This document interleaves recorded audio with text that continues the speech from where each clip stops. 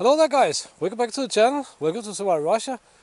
So in my most recent survey or poll or what we can call it on my channel, I asked where should we go next time, because I'm building a house, right, so it's most likely going to take a while before we can go somewhere else. I mentioned the Gulag, I mentioned the river down there and other options, but the greatest part of you said the Gulag, and I'm happy about that because I find this place here interesting and all that funky stuff, and we have an official request from War Graves Commission in Russia, in Moscow, to try and find or locate this grave site out there or verify stuff. But anyway, the reason I'm doing this little video here, hopefully it's going to be a little video, is that I get so many questions, even emails sometimes, about Lars, what kind of equipment you're using. This is why I'm starting to mention it so much. Check the links in the description. I even get emails sometimes from people saying something along the lines of, yeah, but you put out a lot of good information in the longer videos, but you have to watch them to find them, right? And this and this, and I can kind of understand where you're coming from. So I'm going to try to, in this little video here, because we're going to have to start a fire, we're going to have to cook some stuff up. I'm going to try and show some of the equipment I always have with me, like my Silky saws and this and that, and trying to explain why and why I find them beneficial.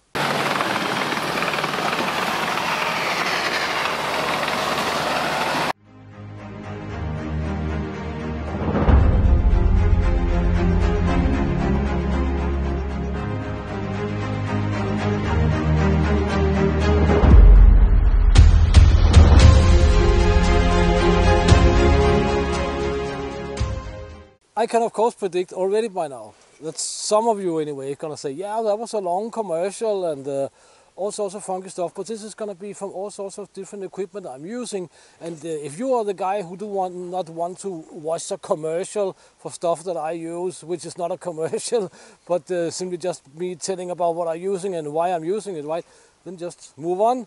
And you guys who are interested, you can just start watching or keep watching. Well, here we have the Silky Big Boy 2000. This is the new Outback series Silky have sent me, because I have supported Silky many years. But anyway, they sent me 3 saws of the Outback series. I have 2 of them with me, but we're going to take a look at the Big Boy 2000 here. And you can see it has a new grip instead of the rubber wise grip. This is actually a pretty good grip. But I'll do a review on it so we can get into the details on all that funky stuff. But it also has a different coating than the others. And why I'm using Silky saws is because they're super awesome. They're sharp. Blades are replaceable. I'm pretty sure you can even buy the bolts separately if something should happen. But my old Silky saws, I never had a problem with them at all. But as I said, they're super sharp. We're not restricted by a bow. That means that we can cut through anything, which is actually twice the size of this blade here. Right, but the benefit of having a sharp saw is that, for example, we have a piece of a log here we have to cut up for our fire, and this guy here plays in with one of the knives I have. I almost always carry 3 knives, but you can see I can easily cut this knotted section here out with one hand. I'll adjust the camera, don't worry. One of the great things is, of course, that they're so sharp that it doesn't really matter if we spend the time cutting out these knotted sections here. And I'll get to why we do that. And it cuts on the pull, of course. Now, this is not the biggest log you can find. Another thing with the bigger Silky saws here is that we can use 2 hands, or we can stand up and cut with 2 hands, which makes it a little bit, you can say, it'll make it a little bit faster, and we don't have to sit down with a small bow saw and we can stand with a relatively straight back, which is awesome when you've been out driving dirt bike with a backpack and all that good stuff.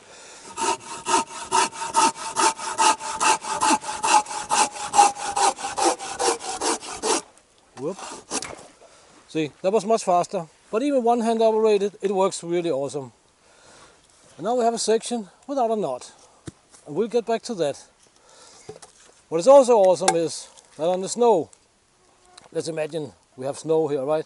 If you put a log, doesn't matter how thick it is, on top of the snow, then you can simply just cut through the snow and through the log, no problem, and it will not bind in any way because the log will be supported all the way through. It's super awesome.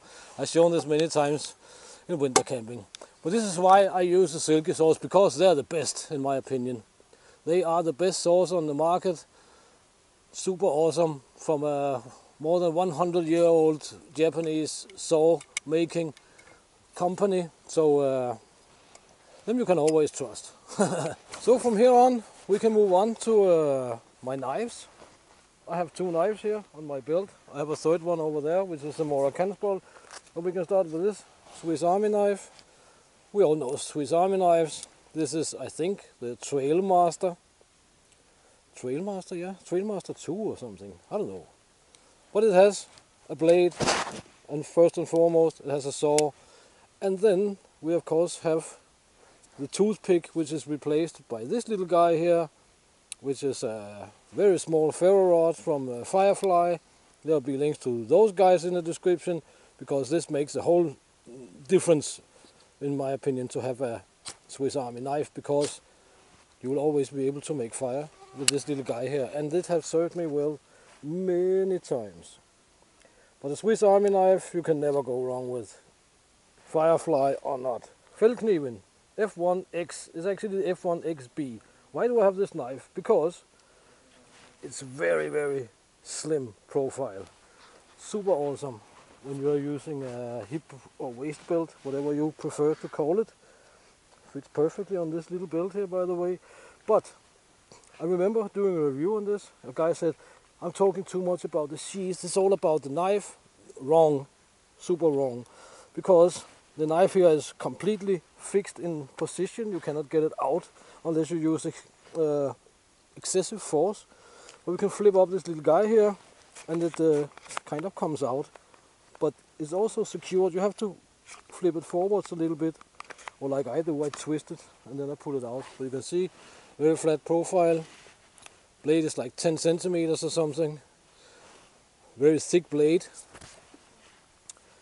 Thick blade is not always a good thing, but in this case here it's good, especially when I have my more Accel with me.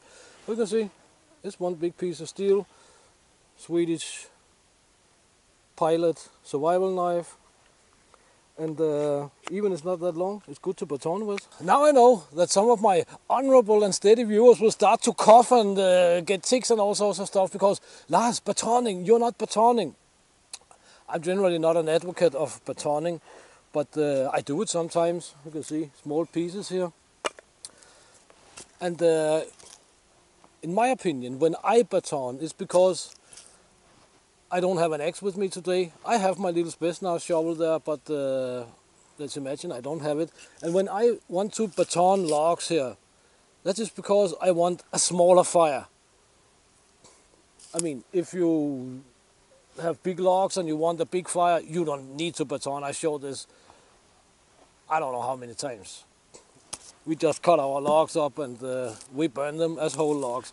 But sometimes when you cook, and especially now when it's super dry and so on, and we don't need a fire for warmth or anything like that, it can be useful to baton. And that's why the Silky saw, or a saw, but for me Silky saws are awesome, because I can cut out the knotted sections. They burn awesome by themselves. But I also can cut these sections here without knots. Makes it a lot more easy to baton. And I have to mention something about batoning, because sometimes you hear that people, yeah, but I baton through this knotted section of pine or whatever, right? Pine is awesome because it has knots here and knots there and not in between.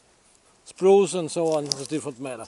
But anyway, you do not have to baton through this section, because you can just cut it through with your saw, because you would not be able to baton unless you had a saw. I mean, yeah, be my guest to baton this here with your sword or I don't know what. But generally you will have something to split up your logs with, and if you only have an axe, it's not super awesome. So get a saw, because it's lighter, and for this purpose here it's much better. So we can just cut out the sections without any knots in them and baton them easy with our relatively small knife because it's very thick, right? I think it's 8 millimeters or something. You can see. Oh, mosquitoes are starting to be a little bit hostile. Whoa. If it's a big piece of wood, we can of course just start to baton out here, and then it'll be much easier to break up, even with a short knife.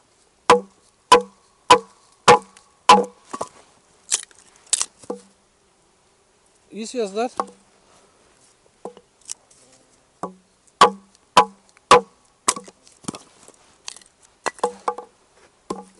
And this is why having a good saw is awesome, because it will spare your small knife. I could baton this with a Moroccan bolt if I wanted to, but this is why I'm using this little knife here, because it has a really good grip, as I said, low profile for a waist belt and all that good stuff. So that's my choice, one of my choices of belt knives actually. Moroccan bolt. Am I also sponsored by Mora? Yes, of course, because I don't use any gear I'm not sponsored by, right? That's just a joke. I am one of the least commercial channels here you will run into. Anyway, Moroccan bolt, super awesome knife, slim. This little piece here, which is a little bit slimmer than the rest of the blade, is of course a Scandi grind, but it is actually very useful for many things. And the Moroccan bolt here, I use it sort of like a kitchen and food and wood whittling knife. I mean, Scandi grind you should not be too hard on, right? We all know that. But it's super lightweight, and as you can see, I carry it mostly on my waist here or on my chest like this, because this multi-mount is set up for or made for a 1-inch webbing strap, which is super awesome, because then you can carry it across your chest here, just like the Danish commercial fishers out in the North Sea and somewhere else. I'm Danish, by the way, right? So that is why I like the Moroccan bolt, because it's very lightweight, and it's a super awesome knife. It's one of my favorite knives actually, really good knife. But with the multi-mount, in my opinion, makes the whole difference. Then we have this little funky thing here behind me. That is the Fjeldduken Järvenbag Hunter M, or what is it called? Hunter M? Is it called Hunter M? Yeah, Hunter is just medium. 60 grams of per square meter Primaloft.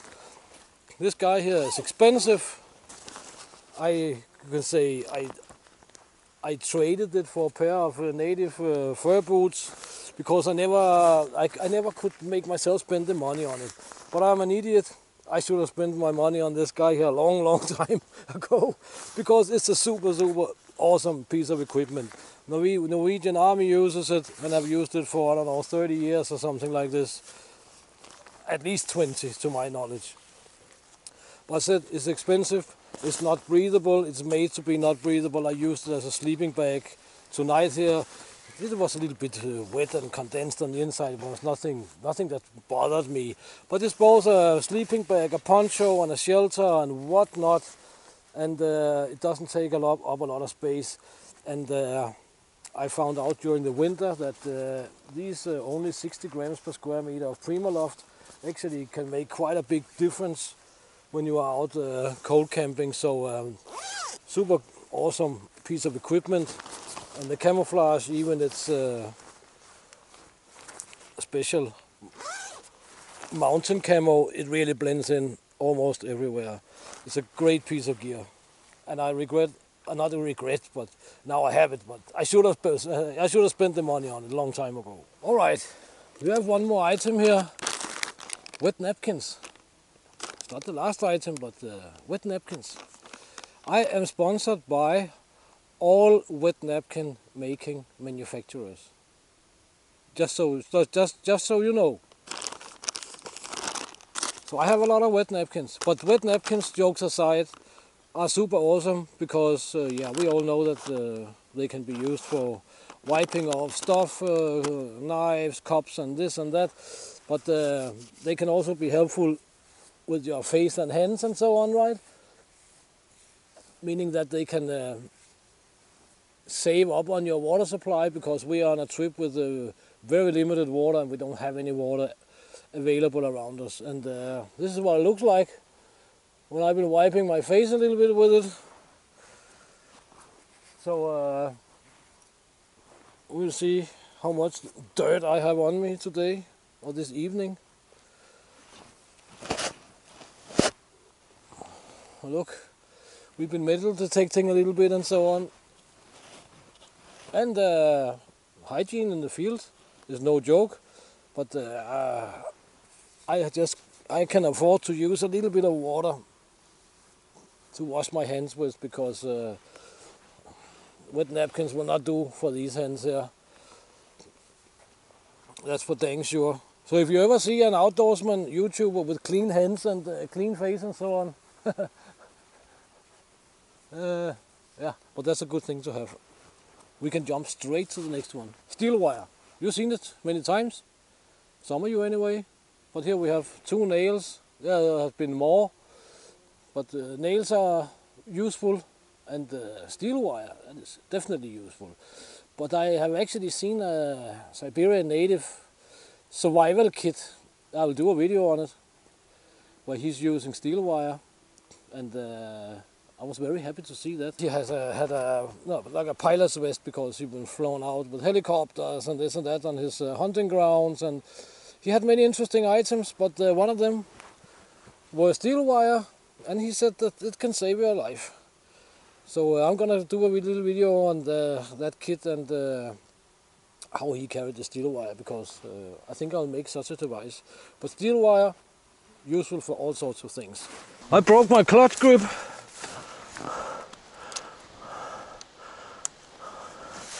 That is less than awesome. Dang it. Steel wire and nails should be able to activate the clutch a little bit anyway.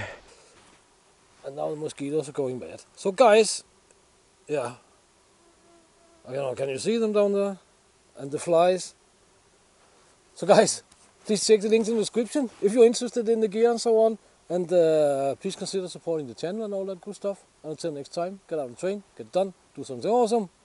See you in the next video, guys. Thank you very much for your time.